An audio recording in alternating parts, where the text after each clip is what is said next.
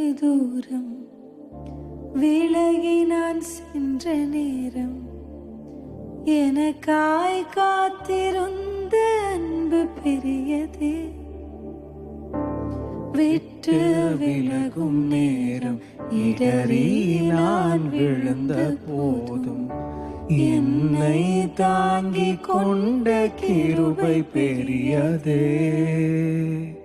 அதுவே மீண்டும் என்னை இழுத்து வந்ததே.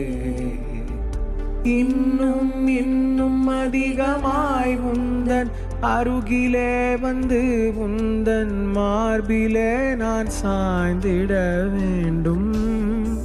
இன்னும் இன்னும் அதிகமாய் உந்தன் அருகிலே வந்து உந்தன் மார்பிலே நான் சாய்ந்திட வேண்டும்.